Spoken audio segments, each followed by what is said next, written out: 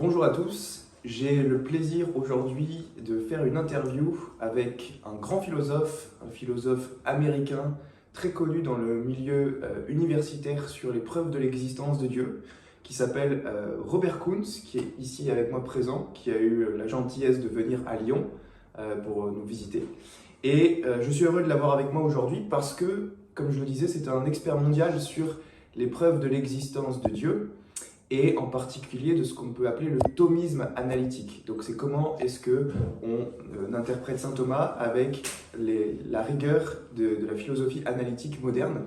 Et donc c'est quelqu'un qui a beaucoup travaillé la théologie naturelle, donc les arguments rationnels en faveur de l'existence de Dieu. Je le cite dans mon livre, il est connu pour avoir écrit de gros ouvrages de métaphysique, et donc c'est vraiment un spécialiste en la matière. Aujourd'hui, il va nous parler de choses un peu plus simples, il va essayer de vulgariser un peu son travail, et on va en particulier parler des 5 voies de saint Thomas d'Aquin au début dans la Somme théologique, parce qu'il a écrit un livre récemment en défense des 5 voies, et dans une approche un peu moderne, et donc il va nous en parler. Hello Rob, nice to have you here. Bonjour. Bonjour.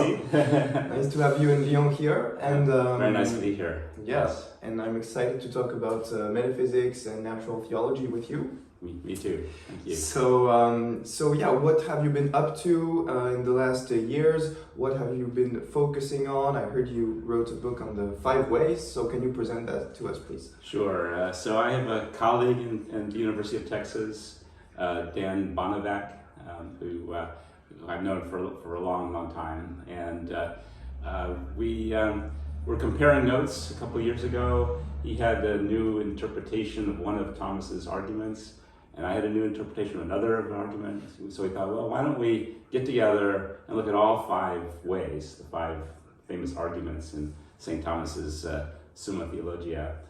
And we really found that we had something unique and interesting to contribute to understanding each of the ways. So we ended up with a book. We have a book manuscript. We're still looking for a publisher at this point. Hopefully very soon we'll get a publisher in hand.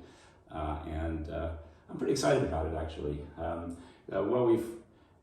Our guiding philosophy was that Thomas Aquinas is a great philosopher. He doesn't make stupid mistakes. So we are assuming that there are good arguments there if we dig hard enough. And indeed, we found 5 really good arguments, we think, and arguments that hold up well in the contemporary philosophical world. So we're bringing, I think, a kind of unique set of abilities. We both can read Latin and Greek, and so we go back to the sources, all the way back to Aristotle, and of course Thomas's text, and we know contemporary logic pretty well, so we can use those resources. So it's a kind of an interesting, I think, marriage of the ancient and the modern in our book. Nice. And so, concerning the 5 ways, what is your favorite way of the 5? And would you like to start by explaining it? Yeah, so I like them all, I guess. I suppose either the first or the second would be my favorite. Maybe I'll start with the first way. It's one that most people, even most Thomists, most people who follow Thomas, think is not a very good argument anymore. It's an argument from motion. And it's an argument that says that because, by motion in Latin, it means really any kind of change. So from the fact that we live in this changing world, Thomas argues there has to be an unchanging and maybe even unchangeable prime mover, a first cause that's responsible causally, that causes all of the change in motion in the world. And so most people think that argument depends on ancient theories of mechanics and physics, right? And so now that we have Newton and Einstein and all the more modern physics, that the argument is obsolete, right? Because the hard part of understanding the argument is that Thomas rejects the idea of an infinite regress, which which means one thing causing the motion of a second thing, and something else causing the motion of that one, and something else causing the motion of that one, and so on, to an infinite level. But he, and Aristotle also, so Thomas is drawing this argument from Aristotle, they thought it was possible, metaphysically speaking, for the world to be infinitely old, to have an infinitely long past. Now, Thomas thought that wasn't in fact the case, that God created the world in time, but he thought that if God had wanted to, he could have created an infinitely old universe as well. So it looks like the motion that's going on now could be explained by motion going on yesterday, and that could be explained by the day before yesterday, and so on. And so who needs a first mover, right? It looks like an infinite regress is perfectly okay. And so in order to figure out what's going on here, people say, well, he must think that the motion that's going on right now has to be caused by something else moving right now, and that has to be caused by something else moving right now. And that seems to depend, if it works at all, it seems to depend on some peculiar kind of theory of physics, that if a ball is rolling across the floor, that something's got to keep pushing it, at every moment as it moves. And that seems wrong, right? Because we believe in inertia now. We think that once the ball is moving, it's going to keep moving. And so, move on to the second way, right? The argument, it depends on a kind of physical principle that nobody accepts anymore. Now, we think that that's a really bad interpretation of the argument, actually, because even in Aristotle's own physics, there's lots of cases of things like inertia. So in Aristotle's view of the world, the sun, the stars, and the planets are embedded in these gigantic crystalline spheres that are constantly rotating. And why do they keep rotating? That's just their nature, to keep rotating forever, right? Nothing has to keep pushing those spheres around. They just rotate like that. And likewise, if I drop a rock, right, the rock will just keep moving down towards the center of the Earth, because that's its nature as a heavy, earthy object. It wants to go down. So again, nothing has to keep pushing it down. It will just naturally move down. So then there's a puzzle here, right? In other words, on the one hand, it looks like an infinite regress going into the past would be possible. So why doesn't that explain motion? And on the other hand, things can move now by their own nature. They don't need a pusher. So, in either case, it looks like you don't need God. You don't need a prime mover, right? So what I did was I went back to Aristotle's work in the physics, and way back to the early part of the book, where he introduces his theory of time. And I think understanding time here is really crucial. So, roughly speaking, there are two ways of thinking about time. What I would call a dynamic view of time and a geometrical view of time. So in modern physics, we tend to think about time geometrically. That is, we sort of think about it as the fourth dimension, as people say, right? So it's like there's three dimensions of space, and then there's a fourth dimension of time. And so time is just sort of there. The future is already there. The past is still there in some sense, just in a different place, a different part of the time dimension, so to speak. That's not Aristotle's view of time, or Thomas's view of time. On their view of time, time is the measure of change. So time occurs because change is occurring, right? So it's a much more dynamic picture. And that means that in order for time to move forward on this view, change has to keep happening, right? The future isn't just there already as another dimension of space. Now, we can talk about why I think the dynamic picture is better than the geometrical picture. There are a number of reasons why. For one thing, on the geometrical picture, there isn't really a direction to time, right? Just like there isn't an intrinsic direction to space, right? So likewise, there's not a real direction to time, and yet we feel intuitively that there's a big difference between the past and the future, right?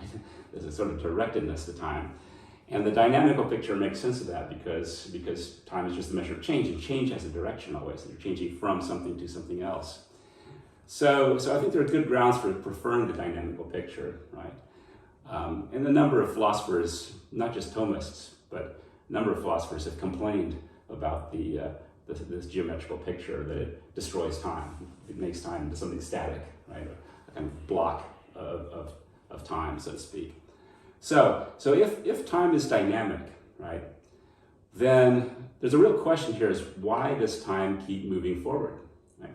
It's not a self-explanatory question anymore. Something has to happen to keep time moving forward.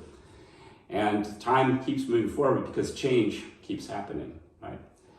So why do we get to the present moment at all? So again, let's suppose we have a ball that's rolling across the floor, right?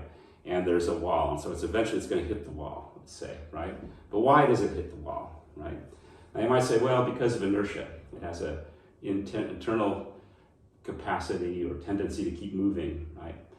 But inertia is what we call a time-dependent phenomenon, right? In other words, inertia says, if time keeps moving forward, then this object will keep moving at the same velocity, right? It won't change velocity as time moves forward.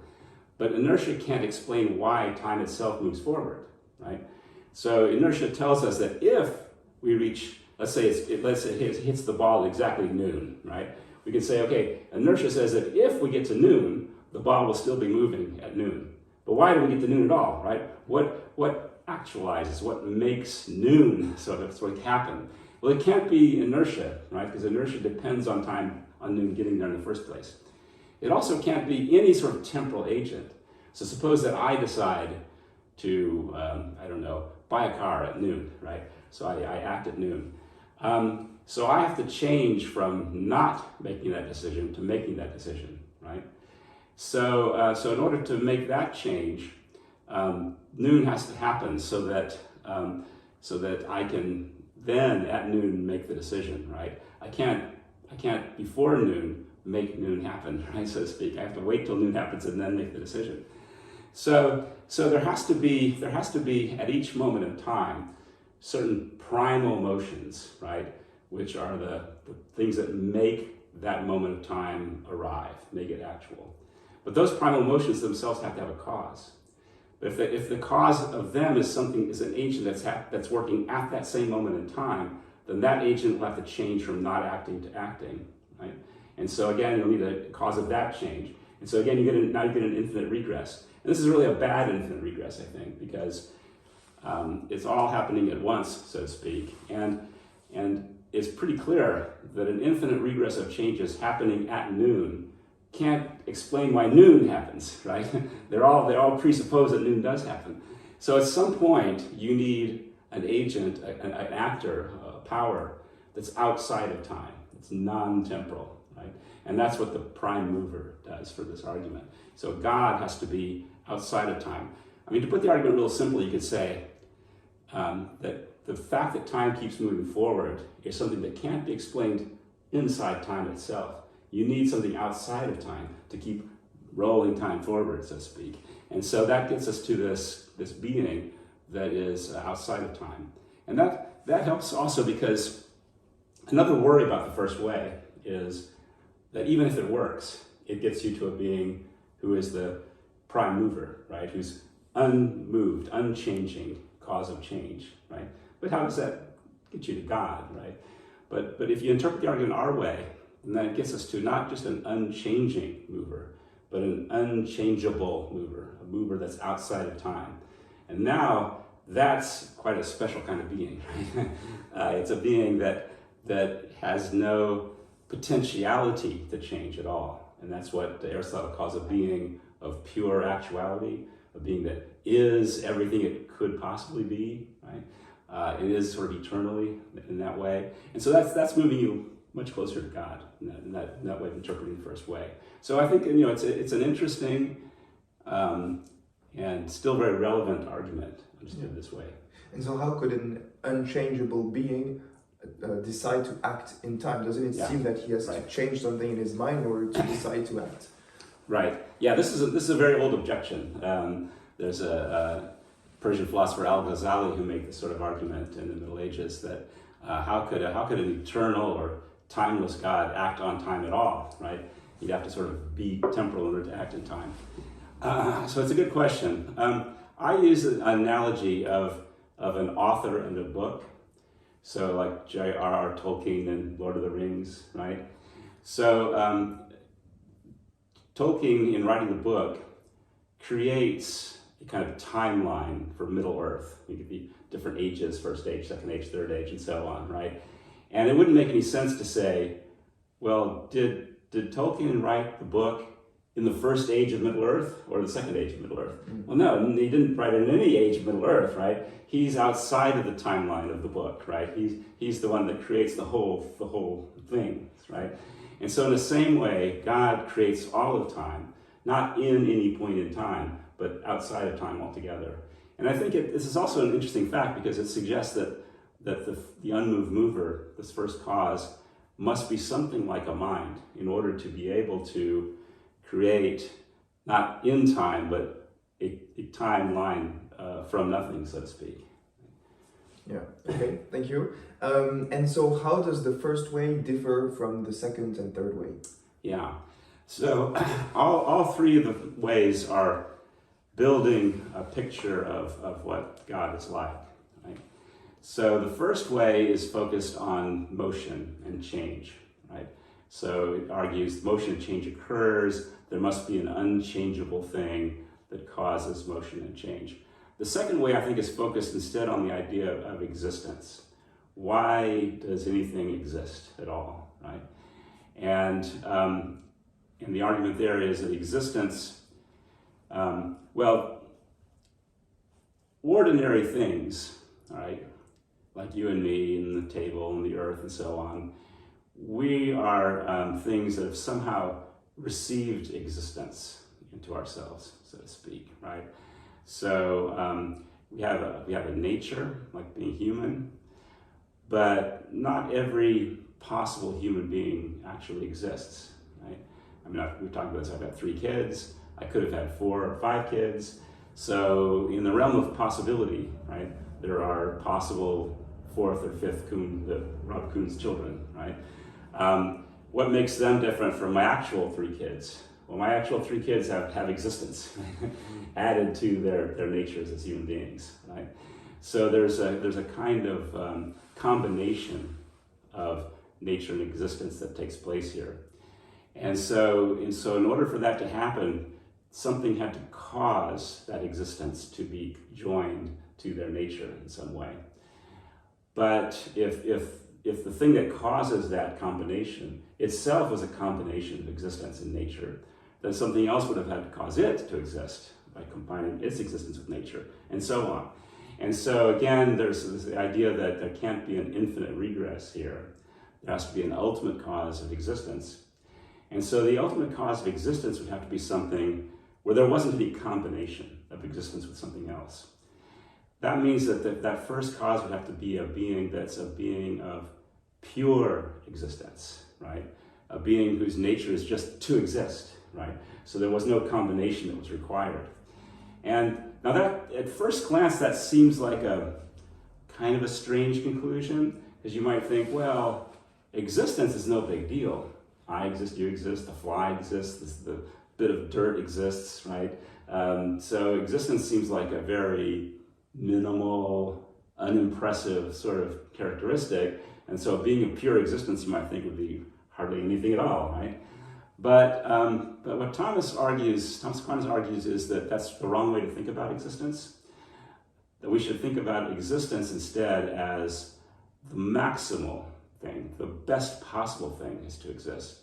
And when we have existence combined with a finite nature like ours, you're going from existence, it's existence minus some perfection. You're sort of subtracting from existence, contracting existence to the limitations of a finite being.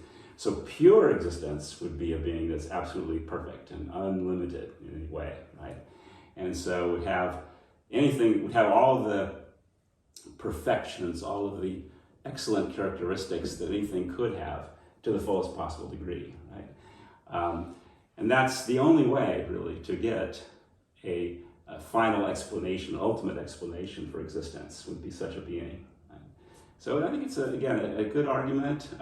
It definitely takes us into very deep waters metaphysically, but a very, very helpful argument.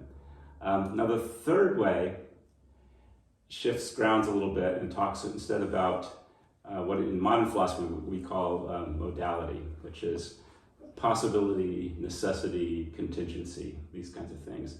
So what could exist, what must exist, what could exist and not exist too. That's contingent, right? And so the question here is, could it be the case that everything in the world is contingent? Everything in the world, even though it exists, it could have not existed, has the possibility of not existing, right?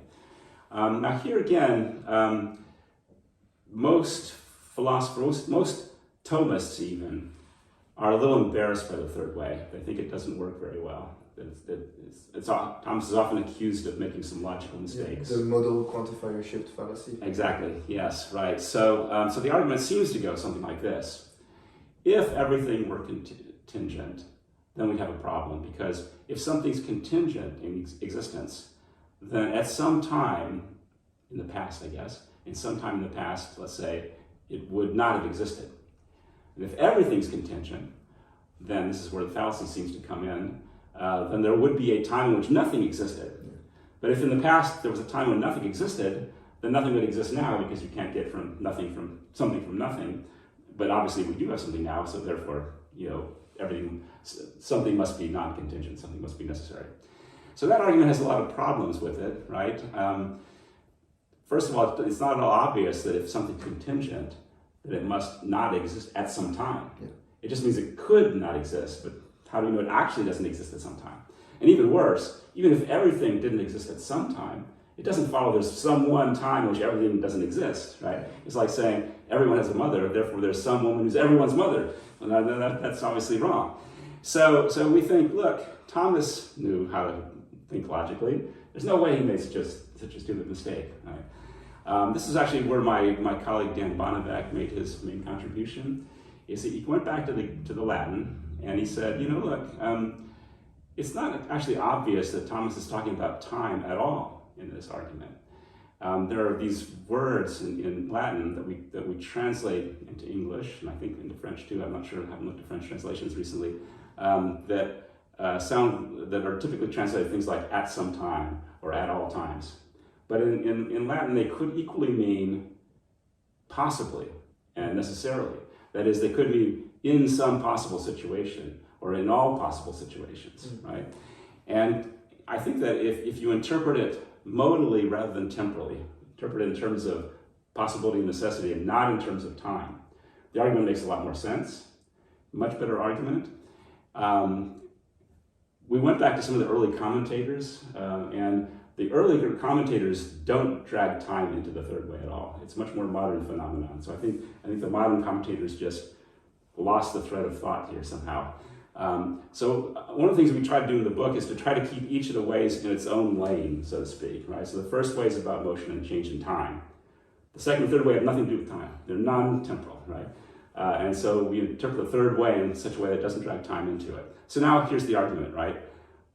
If something's contingent, then in some possible situation it doesn't exist. Well, that's just definition. Yeah. That's obvious, right? If everything's contingent, then there's a possible situation in which nothing exists. Okay, that's a substantive assumption, but it's not crazy, right? Yeah. It seems sort of plausible, right? Because you think, here are all these contingent things. Each one of them could be deleted. So we have what we call a subtraction argument, right? That is, you start with a world that has all these contingent things. You start subtracting them from it, right, one at a time. Eventually you get down to an empty world. Why not, right? What would prevent that from happening? So it's very plausible now, I think. Now, if there were an empty world, a world with nothing in it, then in that world, nothing could happen, right? It's impossible for something to exist in such a world because there's nothing there. But that means that the actual world would have been impossible had that empty world been actual, right? But the actual world couldn't be impossible. It must be possible, right? And this is, again, a very plausible principle of what we call modal logic. That if something's actual, it's necessarily possible, right? It couldn't have been impossible, right?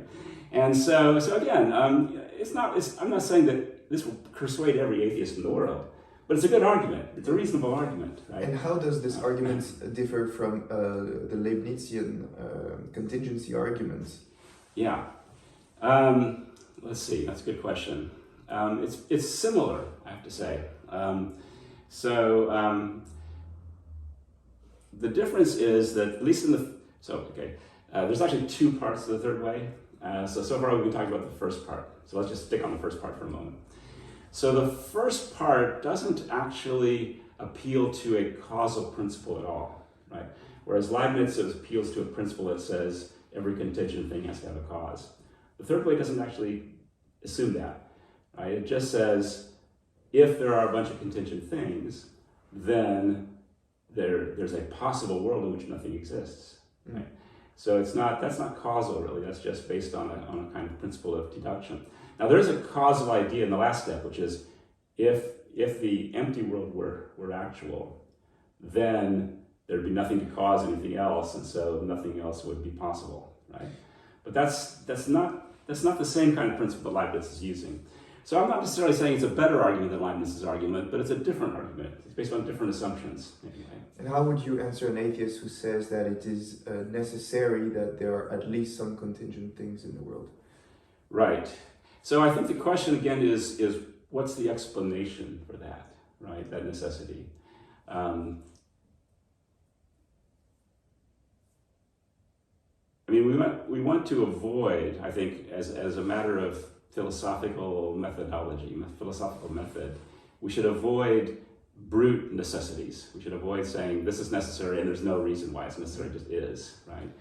And so if everything were contingent, and then you can always, and suppose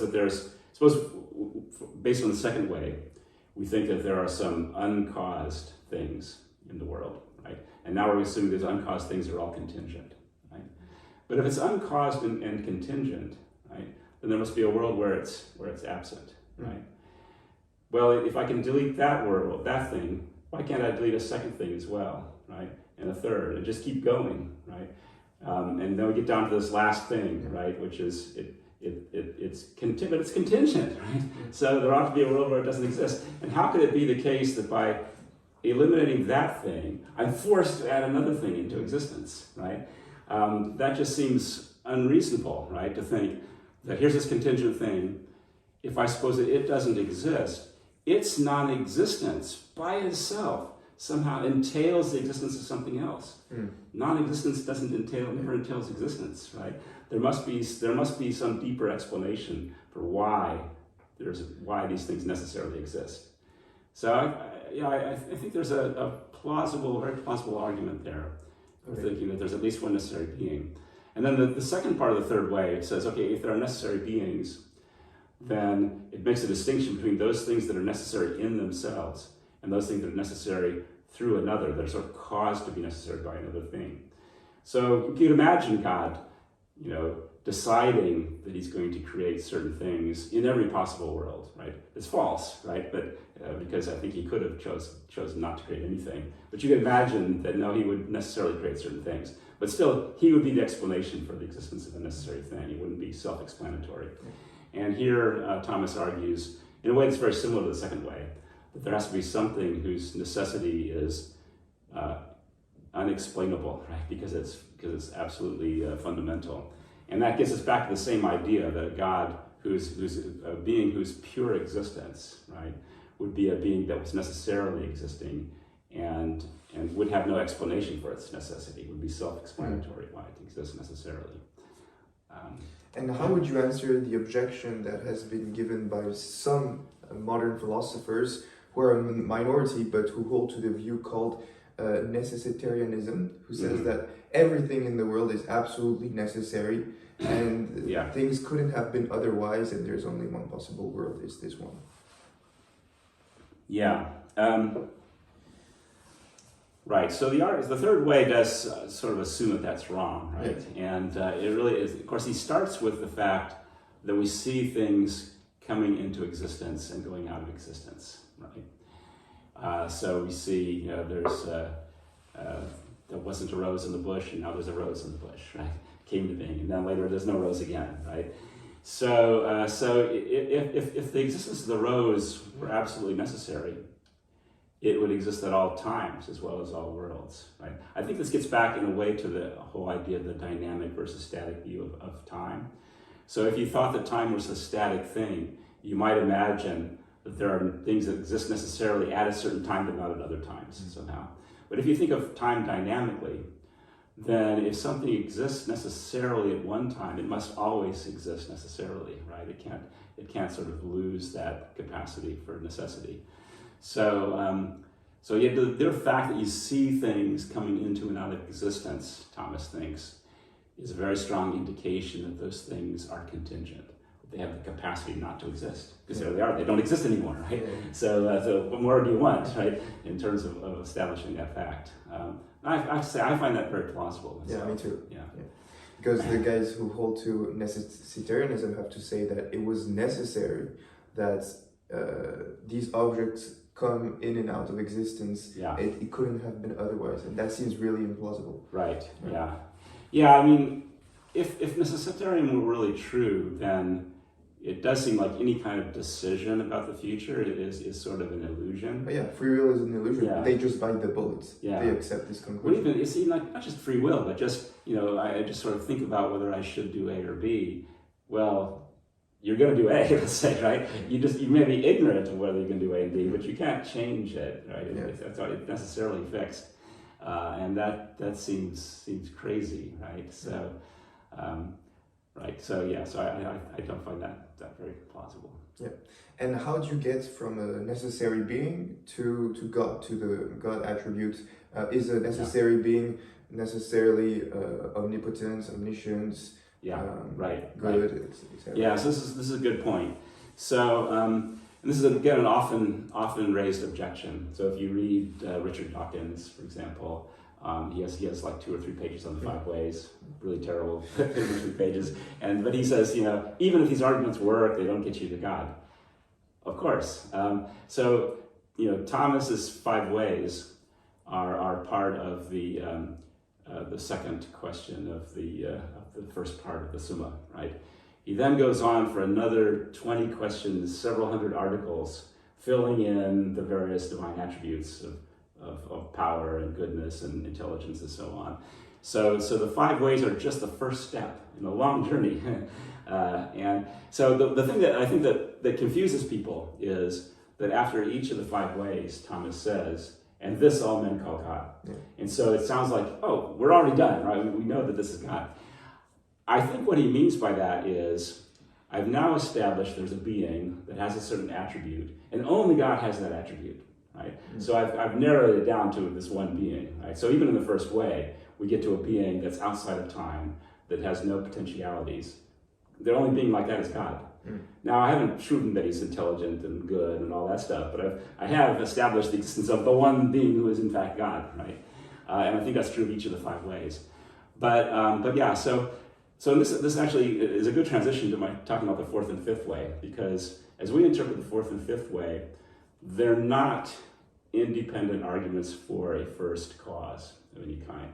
They really are adding attributes. Mm. So the 4th way is saying, if there's a first cause of existence, it must be maximally perfect, maximally great.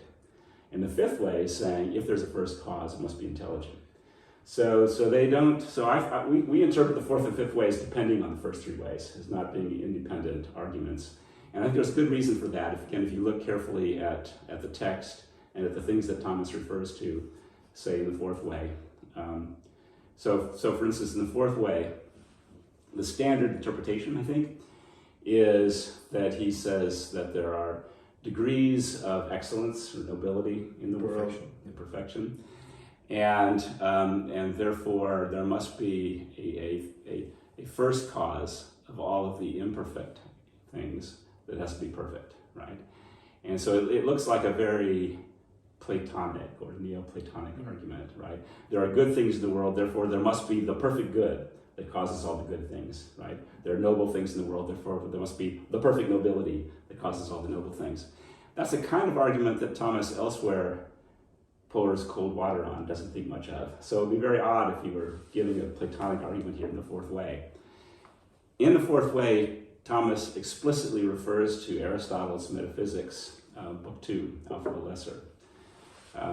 I cannot find any other commentator who actually goes back and looks at Aristotle. And if you go back to Aristotle there, it's very clear that what Aristotle is saying is, because there's a first cause, which is the cause of the being of everything else, that first cause must be greatest in being. Mm. So it goes from causing all other beings to being the greatest being, not from there being excellences in the world to the first cause, which is excellent, right? So that passage in the Metaphysics, I think, makes very clear that the fourth way is intending to be building on top of the first three ways. It's like, okay, we've established as a first cause that causes the existence of everything. We see in the world there are many excellent things. Therefore, the cause of all those excellent things must be excellent to an even greater degree. It must have excellence to an ultimate degree. So it's a kind of proportionality argument, right? That the causation doesn't go uphill, so to speak, right? That you can't go from something that's really imperfect to something that's perfect. I think of the fourth way as really a foreshadowing, a announcement of future, events that you'll find in the later questions when he talks about the infinity and perfection of God. And there he gives much more detailed arguments for these things. Similarly, the fifth way, people generally interpret the fifth way as a kind of design argument. So we see that the universe is organized for a kind of good end, and therefore there must be a mind that's directing everything to these ends. Now, Thomas does give design-like arguments in various places, including in the Summa Contra Gentiles and even later in the Summa Theologia. So it's not that we think that he's averse to design arguments, but if the fifth way were a design argument, it would be a really bad design argument. It's sort of missing all the elements that you need to make a design argument work. He doesn't say anything about how the whole universe is organized for a single purpose. Nothing like that. It's just individual things acting for some kind of end. So so we think that the most plausible way to interpret this is to say that Thomas is saying, look, everything that acts for an end, and that's a basic Aristotelian principle, right? And to say that something acts for an end isn't really attributing to it any kind of special desire or intelligence or anything like that, right? It just means that things act in a regular sort of way, right? So again, you drop the ball, it goes towards the center of the earth because of gravity. That's acting for an end, right? It's acting according to its nature, directing it to move in a certain way. So if everything acts in a way that is directed towards some kind of natural trajectory, let's say, so to speak. That's all that's claiming. But if something is unintelligent, right, then it doesn't sort of choose its own end, right?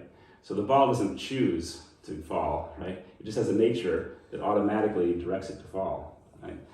So if one is asking what's the ultimate explanation for why the ball acts the way it does, you could say, well, it's the nature of the ball. But why does the ball have that kind of nature in the first place, right? Why does it have a nature that directs it to its end? Well, because it's been given a nature somehow, right? It's sort of received a nature that points it towards a particular end. Now, if there is a first cause, an uncaused being in the world, right? Nothing can give it a nature that would direct it to some sort of end. So if it acts for an end, it must sort of give itself its end. Right? But the only kind of thing that can give itself an end is an intelligent being, a being that can see, this is good, and I will therefore make this my end, right? And so if God is uncaused, right, and yet acts for an end, he must be intelligent, right? He must be giving himself his ends by simply seeing what's actually good. So we think of that fifth way as, again, anticipating some of the later questions where Thomas shows that God is intelligent. And so what do you think, which way is the best to get you to divine simplicity? Perhaps the second way, if you establish there is the being whose essence is identical to his own existence, it seems that this would imply, or at least strongly suggest, the doctrine of divine simplicity. Yeah. How would you argue that? That's the way we interpret it. So we do think of the second way. In interpreting the second way, we do look back to this early piece of Thomas called On Being in Essence, De Ente et Essentia, where he lays out in a few very simple paragraphs, lays out this idea that everything in the world except for God is a combination of existence and something else, existence in nature. And therefore there must be a cause which is simple, which isn't a composition, which is existence in essence, and which causes other things to exist. So we sort of read that, we do read that in the second way. You might think it's also in the third way too, where especially the second part where he says something has to be necessary in itself. And if it's going to be necessary in itself, it can't receive its necessity from something else. So it would have to be simple existence. So for Thomas, simplicity is the crucial thing. So from the 5 ways are supposed to get you, especially the first 3 ways, get you simplicity. Simplicity gets you all the other attributes, right? For instance, Duns Scotus, philosopher, theologian, just after Thomas, he goes a different way. He goes from first cause to infinity, and then gets the other characteristics. So he relies heavily on a kind of principle of proportionality, that the being that causes other things must be greater than the thing that it causes. And Thomas doesn't really rely on such a strong notion of proportionality. It's rather that we have to get to something that is uncausable, unexplainable, right? And in order to, and from that he gets simplicity, because if there were any kind of composition in God, even of existence and nature, that would be in principle causable. You could say, well, what caused existence to combine with that nature, right? And so God has to be a being that excludes completely the very possibility of being caused in any way. And only a simple God can do that. Okay, thank you.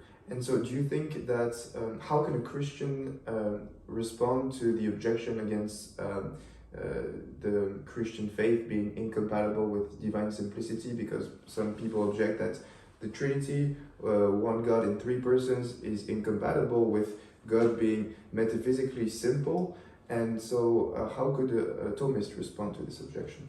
Yeah, good. So that's a good question. I mean, I think one has to start asking with what exactly is the doctrine of the Trinity, right? So it's clearly not the doctrine that there are these 3 parts of God, Father, Son, Holy Spirit, and he's somehow a composite of 3 different things. That would be heretical, I think, because if there were 3 parts, each of them would be God, and you'd have 3 gods, and they combine to make a 4th God, I guess, and so you'd have way too many gods in that kind of picture. So Thomas I think is consistent on this. Thomas's doctrine of the Trinity relies very heavily on Augustine's theory of the Trinity, and it does start with the unity of God as the preeminent thing, right? And that somehow this one unified simple being gives rise to, so to speak, three distinct persons. If you read the Athanasian Creed, it says very clearly, each of the 3 persons is omnipotent. There's only one omnipotence, right? All 3 are uncreated. There's only one uncreated. So already, in that early doctrine, it's clear that on an ontological level, so to speak, there's unity and simplicity, and yet that unity and simplicity is tripersonal in character, but not by virtue of a kind of composition of 3 parts, but because, and to go back to Augustine, because God's nature itself is relational. So God is a God who knows and loves, and so he knows and loves himself eternally. And that gives rise, in a way, to 3 sort of aspects, so to speak. There's the God who is the knower, so to speak. That's God the Father. There's the God who is known and loved, and that's God the Son. And then there's the God the Spirit. That's the hardest one. On my own paper, I've suggested that it's God as simultaneously both knower and known, lover and loved. So the Holy Spirit is kind of combining those 2 aspects. But these aren't like 3 distinct beings that have to be put together to make God.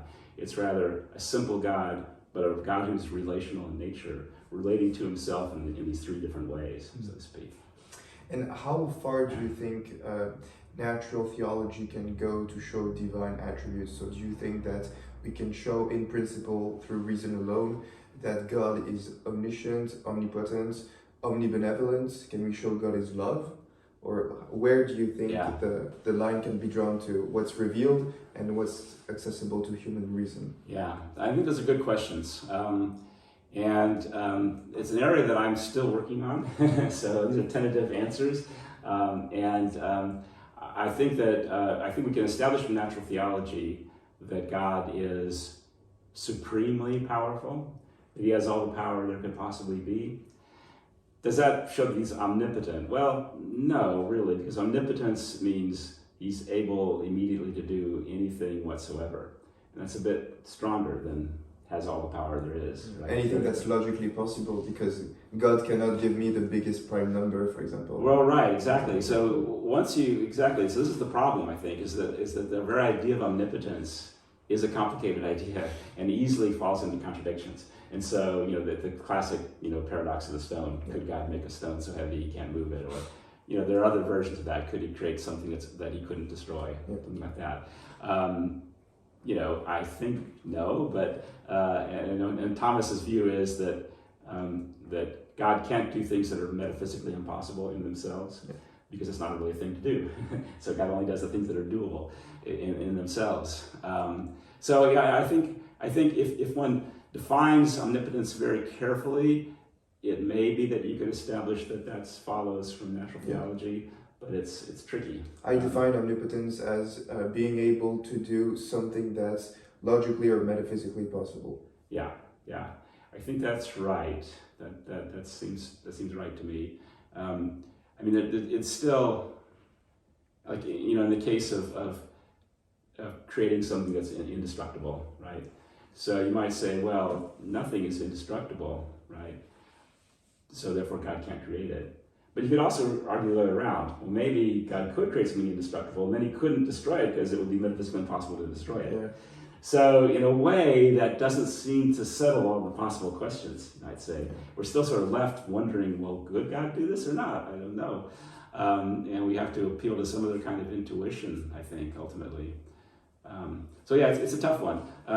Peter Geach, famous Cambridge philosopher, he just says, omnipotence is crazy, let's drop it, just call God almighty and be done with it.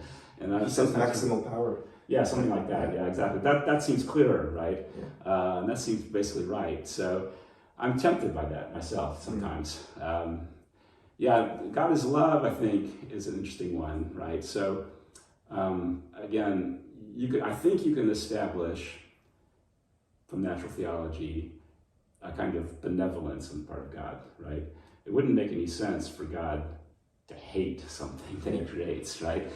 Because just for the sake of hating it, right? Because as I mentioned in the fifth way, God gives himself his ends based on his recognition that things are good. So a God who is free, totally rational, right? He's not subject to passions or biases or anything like that. There's just be no explanation for his being malicious, right? So I think you can rule that out.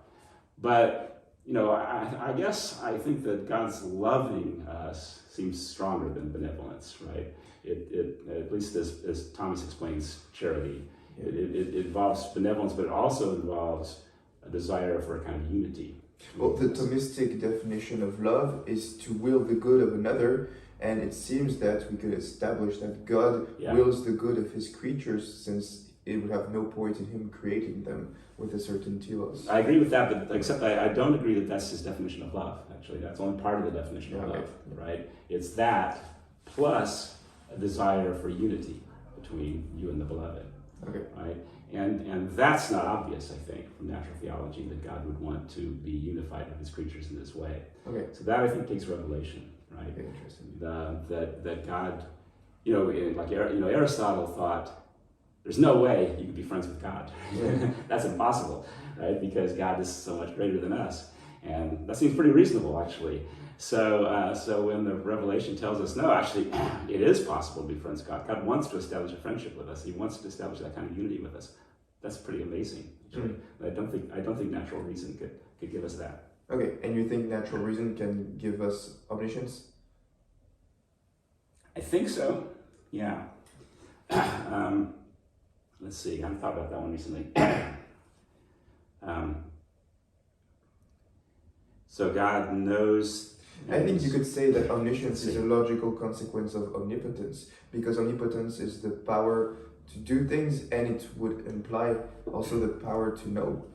Because if God could not be omnipotent and not be omniscient, because there's something he could fail to do in his power to know something. Yeah, right.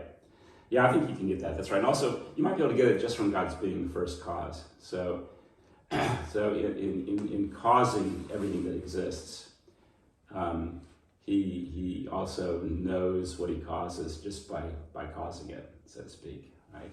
It's what Elizabeth Anscombe, another British philosopher, calls executive knowledge. Right? So when a dancer is dancing, or a piano player is playing the piano, he or she can know where the foot is or the finger is at a given instant, not by getting some kind of feedback, because it's all happening so fast, but just because I put the finger there, so I know it's there, right?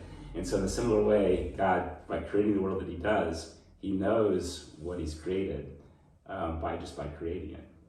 One and the same thing. Apart from the 5 ways, there have been many advancements in modern natural theology, particularly in the 20th century, where people have come up with other arguments. And but particularly there's the families of cosmological arguments. So we have the Leibnitzien cosmological arguments based on the existence of contingent beings in the world. But we also have another line of argument which has been developed by William Lane Craig, who started the enterprise in 1979 with his book The Kalam, Cosmological Arguments. And this has generated a lot of literature and philosophical debates in the last 50 years. And so what is your stance on the Kalam? How would you formulate it? And give us different versions. People have tried to argue against the possibility of an infinite past. Right, yeah. So the Kalam arguments, as you say, are trying to argue that it's impossible for the past to be infinite. So therefore, the universe, if by that you mean the totality of things in time, temporal things, must have a beginning. Things that have a beginning have to have a cause. So there must be a non-temporal cause of the universe. So it gets you to a very similar conclusion to what I get from the first way, actually, in a different way. As you know, Thomas Aquinas himself thought that this Kalam style of argument didn't work. There was a school of thought in medieval Islamic thought, Al-Ghazali and others. I think it actually goes back to a Christian thinker named John Philopoulos, who came up with it first. And it's popular. It's been popular for Christians since then, even before William Lane Craig. I think Bonaventure has a similar argument. So there's an internal debate among natural theologians, right, as to whether this style of argument is good or not. And up until a few years ago, I generally agreed with Thomas and thought, it wasn't that persuasive an argument. But I've changed my mind over the last 10 years or so. And so now I think there are versions of a Kalam-style argument that are actually pretty good. Yeah. So first, because we can explain the different paths that have been argued before your argument. Yeah. So William Lane Craig basically gave different lines of arguments. He gave the scientific arguments for the beginning of the universe, based on the second law of thermodynamics, the Borg-Gudvig theorem, and other cosmogonic theorems and models. And he said that apart from science, you could prove by reason alone that time could not be infinite in the past. And for that, he gave 2 arguments. The arguments based on the possibility of having an actual infinite instantiated in the world. And he said that if the past were infinite, there would have been an actual infinite number of events before today. And so that would be impossible if actual infinites are possible. And he also argued that even if actual infinites were possible, you could not form an actual infinite by successive addition. And so you could not traverse the infinite past, because, so he gives the analogy of an eternal counter who would say -3, -2, -1, 0, and then say, oh, I counted all the negative numbers. And he would argue that's not possible, because you cannot count down from infinity, just like you cannot start now and reach infinity by counting. And so if you cannot traverse it in one way, you cannot traverse it from the other way, and that's how he argued that the universe cannot be past eternal, and so time has to have a beginning. But people have objected to these arguments. I think they can still be defended in certain ways, because I don't think actual infinites are possible. But even if you think actual infinites are possible, there's still other ways to run the Kalam arguments, and these new ways have been developed by Rob Koons and Alexander Proust and other great philosophers. So what do you think of Craig's argument, and how would you make your own argument? Yeah, so we have to distinguish between sound arguments and dialectically or persuasively powerful arguments, right? So I think myself that Craig's arguments are sound in the sense that they're logically valid and the premises are true and the objections, but I don't think they're very persuasive to atheists in general. It's pretty easy for an atheist to say, what's wrong with the natural infinity? It's okay with me. Hilbert's Hotel. Well, Hilbert's Hotel, right, exactly. So Hilbert's Hotel is an infinitely large hotel, right? And the nice thing about the hotel is it never has to put up a no vacancy sign. Because even if every room is filled, it's easy enough to create an infinite number of empty rooms by just sending everybody from room N to room 2N, right? So now you've got all the odd numbers are now open. That's weird, right? I agree it's weird, but it's not logically or mathematically demonstrably false, I think, right? People have in fact developed pretty sophisticated mathematical models of transfinite totalities, right? And it's easy enough, I think, for the skeptic to say, your intuition that that's impossible is based on your limited experience with finite things, right? If you encountered Hilbert hotels on a regular basis, you wouldn't find it surprising anymore. You wouldn't find it... Yeah, and Craig answers to that by saying, sure, Hilbert's Hotel is logically possible, but it's not metaphysically possible, right? Because infinity doesn't exist in physics. Like the physical world is by nature limited. Yeah. And so even if it's logically coherent, you could describe it mathematically. Right. There's a difference to be made between what's logically possible and what can be metaphysically instantiated. Again, I agree, but I don't think that's persuasive, right? Yeah. And in particular, is physics actually committed to the idea that the past is finite? You could say, yes, there are, as you say, there are various theorems that show that on certain assumptions, but the physics might abandon those assumptions later, and so it's quite possible that we could imagine a future physics that allowed for an infinite past, for instance. Yeah, actually, the only condition required for the Borg-Goodfellengen theorem is that the universe is, on average, expanding throughout its past. So, but maybe that's wrong. Right? Yeah, maybe that's wrong. It's the case for this universe. Yeah, no, I agree. So again, it's not that I think that I've got any reason to doubt any of those premises, right? But I just don't think. In fact, they're not going to persuade me. Well, so what? You might say, who cares? But I guess we do care to some extent. In any case, I think there are even better arguments. Let's put it this way.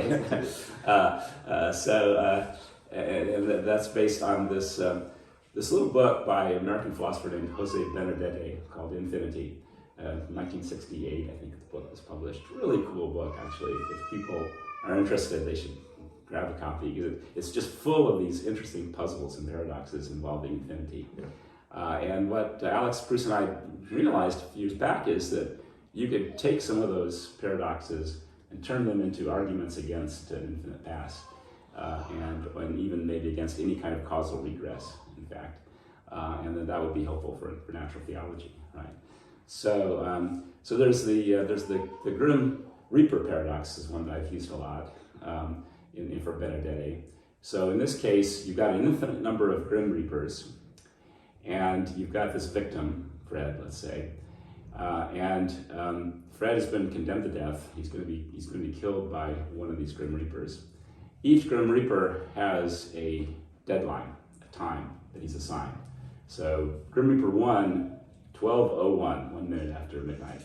Grim Reaper 2, 30 seconds after midnight. 15 seconds, 7 and 5 seconds. So in the order of time, there's no first Grim Reaper, right? The Grim Reaper 1 is the last one, right? Grim Reaper 2 is just before him, and so on.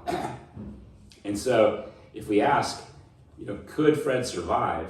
Well, obviously not. He can't get past this infinite gauntlet of Grim Reapers. But then, which Grim Reaper kills him? There's no possible answer. If you say it's Grim Reaper n, you say, well, what about n plus 1, n plus 2, n plus 3? They all miss their chance somehow, so that's impossible. So no Grim Reaper kills him, yet he's dead. You can turn that into an argument against an infinite past as well, by just do it in terms of Grim recorders. So imagine there's a Grim Reaper 1 at 1 BC, 2 BC, 3 BC, and so on, ad infinitum, all the way back infinitely far. They each have a piece of paper that they receive from their predecessor and pass on to their successor. If when Grim Reaper number n gets his paper from his predecessor, he looks at it. If it has a number on it already that's greater than n, he just passes it on to his successor. If it's blank or some other kind of anomaly, he writes his number on it and passes it on. So now again, we can ask at the end of the day, 1 AD, is there a number on the piece of paper? Well, definitely, right? Because if there weren't, at the very last, Grim Reaper 1 would no number 1 on it, so at least have to be some number. But if we ask what number, we get a contradiction. Because again, if it's number n, what about n plus 1, n plus 2, n plus 3, and so on. So it seems like it raises a mathematical problem about an infinite past because of the nature of causation, right? So it's implicitly a causal argument. So it doesn't, for example, you couldn't turn it into an argument against an infinite future, I think, because there's no contradiction, right? Grim Reaper 1 writes number 1, passes it to 2, they just pass 1 all the way down, there's no contradiction. The contradiction only arises because of the causal dependency that's built into the story itself, right? And the way that causation works. So it's really an argument, ultimately it's really an argument against causal regresses applied into this particular case of an infinite past. It shows, I think, excuse me, it does show, I think, that Aristotle and Thomas were wrong in thinking that some kinds of infinite regresses are okay, ones that are called per accidens infinite. It seems to me that this shows that no, any kind of causal regress is bad. Yeah. So that's a way people try to argue nowadays against the infinite past. And we can add here that Alex Proust has also came up with other paradox. We were talking about it before, but there's this that's a pretty cool chicken-egg paradox. Mm-hmm. And so the idea is that if an infinite past were possible, then it would be possible to create the following scenario. And so you have an infinite past where a chicken lays exactly 1 egg before dying, and she does that every year. And so if that's the case, then you have an infinite causal regress between chicken egg, chicken egg, chicken egg, chicken egg, back into the infinite past. Yeah. And then you could ask the question, well, what caused the eggs to exist? And the obvious answer is, well, it's because the chicken exists. And then you ask the question, why do the chicken exist? And then the answer is, well, because the eggs exist. Yeah. So the explanation in this scenario would be perfectly circular. The chicken exists because the eggs exist, and the eggs exist because the chicken exists. So you have not explained anything. And so this kind of paradox shows that you could reduce infinite regresses in the past to a form of circular causation. And circular causation is impossible because you don't explain anything. And so Alexander Proust thinks that's an argument against the possibility of an infinite past, because if an infinite past were possible, there would be nothing that would stop you to create this infinite regress scenario. Yeah, that's right. So do you think that's a good argument? Yeah, that's also a good argument. Yeah. Exactly. So these are new ways to argue against an infinite past. And so the implication of this are important because if the past is finite, that means time itself had a beginning, Yeah. and since the time and change are linked because time is the measure of change, Yeah. that means that the cause of time has to be timeless and changeless. Yeah. And so you get some divine attributes from that. You could say it has to be immaterial because if it were material, it would be in time, it would be in the universe, because time, matter are perfectly linked. And so you get timeless, spaceless, immaterial, changeless cause of the universe. You might even get simple, actually, Yeah. because if God were complex, he could have been caused, and so he's not absolutely unchangeable. Yeah, exactly. And you think you could get all-powerful because you have a creation out of nothing? I think so. Because you could argue that only an all-powerful being could create something without pre-existing matter. And so, so at least maybe not all-powerful, but extraordinarily powerful. Maximally powerful. Yeah, exactly. So, yeah, well, that's a new way to formulate the Kalam arguments. And how would you respond to those who deny the causal principle, whatever begins to exist as a cause? Yeah, so I mean, obviously every argument's going to have some assumptions. And so there's no way to forestall those kind of objections. But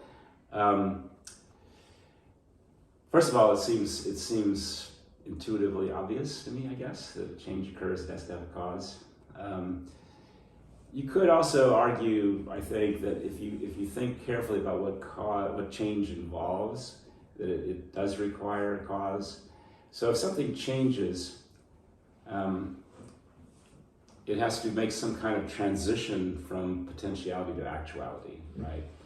I mean, if you think of the Zeno paradox of the arrow, right? So Zeno says, look, the arrow can't move because at each moment it just is where it is, right? So it's not moving, right? And so at every point in time it's not moving, so therefore how can it move over time? And the answer to that is that if the arrow is moving, then at each moment in time, there is, in a sense, both potentiality and actuality involved. It's both potentially there and actually there, right? That's what makes it moving. So that somehow its potentiality of being there is actualized at that moment in time. And that's going to be possible. And something could be potentially and actually in the same condition at the same time only by virtue of being one thing in itself and the other thing through some other thing, right? So the arrow is potentially in itself at this place, but it's actually there through ultimately the prime mover. So there has to be some kind of mover that makes it actual at that same point in time. So I think there's a plausible analysis of what change involves that would have the implication that change always must have a cause, must have a mover. Yeah, exactly. And do you agree with Craig's arguments that something that is immaterial is either an abstract object or a mind, and since the cause of the universe cannot be an abstract object, it has to be a mind? Yeah, I think that's a plausible argument. Thomas argues a very similar way, actually, that any immaterial being would have to be intelligent. I mean, I would, I'd want to, and I think Thomas too would want to have multiple arguments here for that conclusion rather than relying on that one alone. Because you might think, well, maybe we just don't know all the ways in which one can be immaterial. I think Craig gives three arguments. He takes one from Swinburne. Swinburne says there are only personal or scientific explanations, and since the beginning of the entire universe cannot have a scientific explanation because scientific explanation requires laws of nature to function, and it cannot explain the origin of laws of nature and the entire universe. It leaves only the personal explanation as being an option. Yeah, that's also very plausible. I mean, again, it has the drawback that one might think, well, maybe we just don't know about the third way, right? But you have to work with what you have. Yeah, exactly. So, is there anything you would like to add? Any other arguments you would like to talk about? Well, I mean, there's so many arguments, aren't there? I mean, we could go on for hours and hours. I mean, there was that book a few years ago called 24 or so Arguments, and there were a lot of good arguments there about the possibility of knowledge, the possibility of mathematics. There's moral arguments. all of which I think are good. Do you think that the fact we live in a conscious and a rational world is a good argument for theism? Because it seems that it would pose a problem for atheism to account for why is there rationality and consciousness in the world, because it seems that a non-conscious cause cannot produce an effect that is conscious, and a non-rational cause cannot produce an effect that's rational. And so it would seem that consciousness and rationality indicate theism. Yeah, I think that's right. I've done some work on the rationality part of that quite a bit. That rationality involves a kind of normativity, a kind of oughtness, right? That is irreducible to anything else.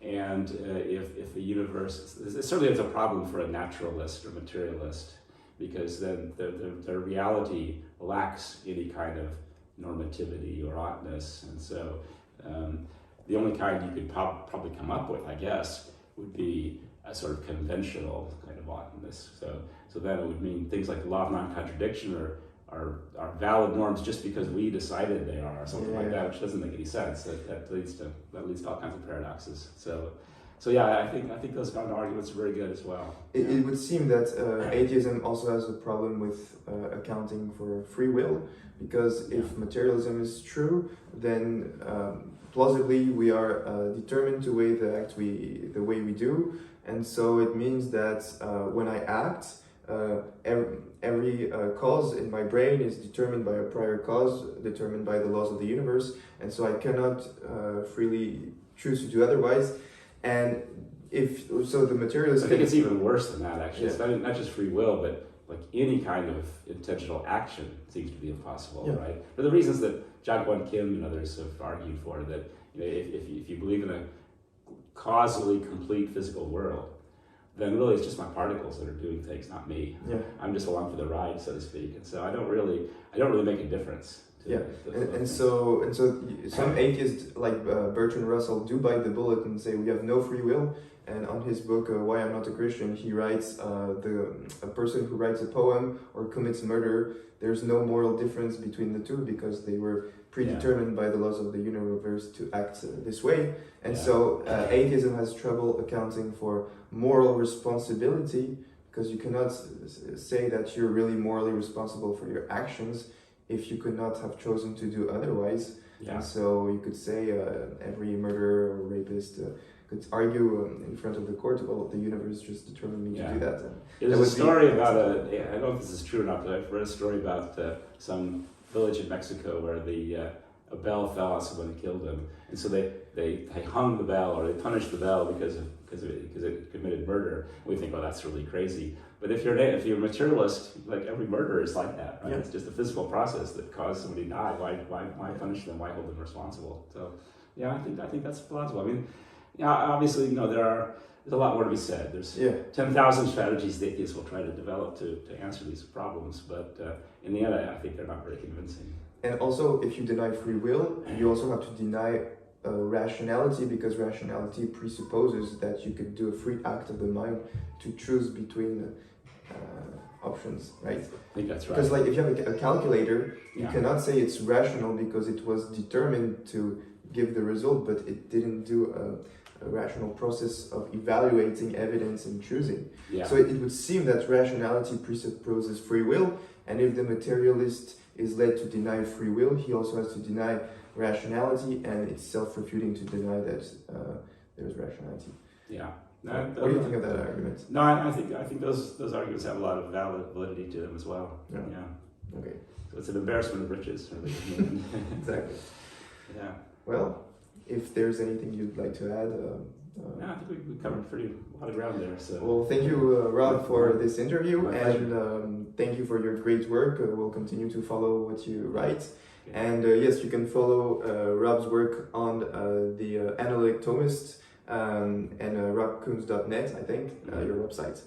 And so, thanks for this interview, and I'd like to see you again. Thanks.